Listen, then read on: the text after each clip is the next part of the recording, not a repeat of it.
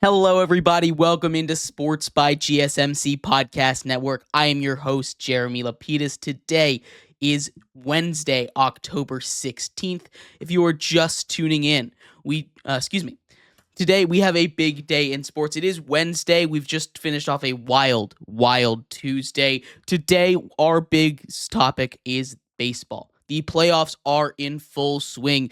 Both the NL and the ALCS have gotten 2 games deep. We will break down both of those series, as well as getting into a little bit of news, injury updates from the NFL, and of course our Week 6 rookie report, as we take a look at some new faces in our rookie report this week. But before we get into any of that, remember, if you would like to be an even bigger part of the show than you already are, all you need to do is go to gsmcpodcast.net. Or if you are on YouTube, you can use that super chat feature. If you do either of those two things, a message should pop up on the bottom of the screen for you, me, and everybody else around the world to see. If you do have a burning question about sports, anything at all that you would like to ask, go ahead and throw that in the comments. Throw it in the chat.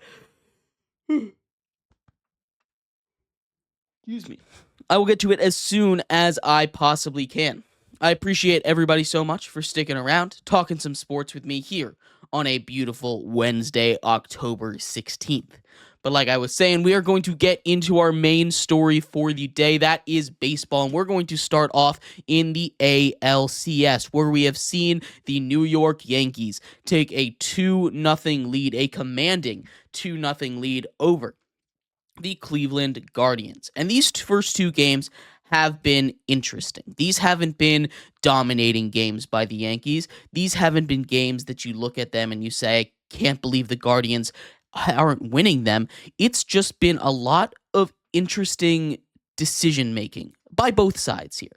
When we take a look at where both of these sides stand, Game 1 of this series, the Yankees won pretty handily. The Yankees came out there, they dominated that game. We saw huge hits from Giancarlo Stanton again. They continue to dominate, and this is the same kind of issue that we have been seeing from the Guardians all playoffs long. Is when they were struggling with the Tigers, they weren't getting their big bats going. In Game 1, we saw Giancarlo Stanton hit his second home run. Juan Soto hit his first home run as a Yankee in the playoffs. They got some of their big bats going, something they've been waiting on. Carlos Rodon pitched an incredible 6-inning game, and Luke Weaver coming out of the pen has just been phenomenal. He's a guy, got a 5-inning save, 5-out save in Game 1. He's just a guy that's been able to lock down everybody, arguably been the best reliever in baseball for these playoffs so far. There's been a lot of really good relievers, but his name is absolutely up in there. But in this game, we saw even Steven Kwan struggle. In this series, we've been seeing even Steven Kwan struggle. Jose Ramirez, 0 for 4 in Game 1. Lane Thomas, 0 for 3 in Game 1. Josh Naylor, 0 for 4 in Game 1. These are your guys that you are looking to get production out of. These are the guys you are counting on. Steven Kwan got on base. He did his thing. That's what Steven Kwan's do. It wasn't his greatest game, but also, you can't expect a guy to continue to hit over 500 for the playoffs without missing a beat on 1 or 2 of these games. But in Game 1, Cleveland just got destroyed, just got dominated. They lost that game. Their starter got pulled after less than 3 innings, and the Yankees were able to coast to a nice early lead, a nice early win. Then in Game 2, it gets interesting. In Game 2, we saw a lot of the same. The Yankees win 6-3 after winning 5-2 the game before. We saw Clay Holmes get the win. This was much more of a back and forth game. The Yankees jumped out to an early lead, and this was just an interesting one, right? You got some production from your big bats. Steven Kwan, once again, gets a hit. That's what you expect out of a guy like Steven Kwan. Jose Ramirez hits a big home run. It was in the 9th inning, cut the lead to 3, but still a big home run. Maybe that translates to momentum for Game 3 as the series heads back to Cleveland. Lane Thomas also gets a hit in this game, and like we were saying, Josh Naylor gets 2. In theory, on paper, Game 2 seemed like a game that the Yankees should have lost, especially with the kind of crazy breaks that they're getting, the kind of crazy breaks that the Yankees were getting in Game 2. One of the oddest decisions that I have ever seen in a baseball game got made in Game 2 last night as the Yankees had their big bats. We've talked on and on and on previewing these series, talking about, hey, Juan Soto, Aaron Judge. Juan Soto is up, runners on second and third, and they choose to put him on base, load the bases for Aaron Judge. Now, in these playoffs, prior to Game 2, Aaron Judge had not looked like himself. His average was down in the 100s, low 200s, and he hadn't really been able to put much pop in the bat. It worked. They walked the bases for the presumed AL MVP, and it worked. But that is a shocking decision. I know it's not an easy decision of whether or not to pitch to Juan Soto in a crucial situation, but it's not just them. He might not have gotten back in that at bat, but we got to see the first homer of these playoffs from Aaron Judge.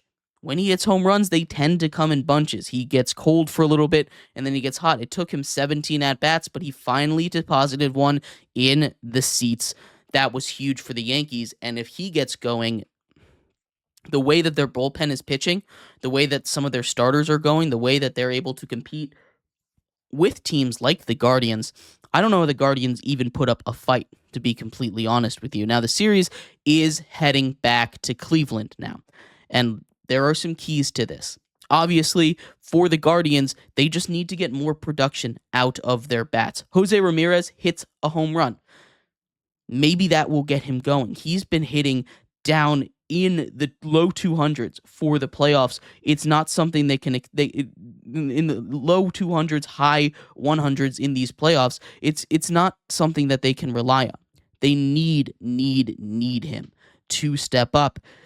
Stephen Kwan continues to do his thing, but Garrett Cole, even in this game for the Yankees, the Yankees just need to keep playing this brand of baseball, right? They just need to keep winning games. I don't know how they won this game, to be completely honest with you. I think they should have lost this game. There were plenty of mistakes made by the Yankees that generally the Guardians would be able to clean up, to play clean baseball, but they had two brutal errors in this game that led to Yankees runs. Of the 6 earned runs, only 4 of them were earned. This game has a much different kind of feeling if those 2 unearned runs don't end up scoring.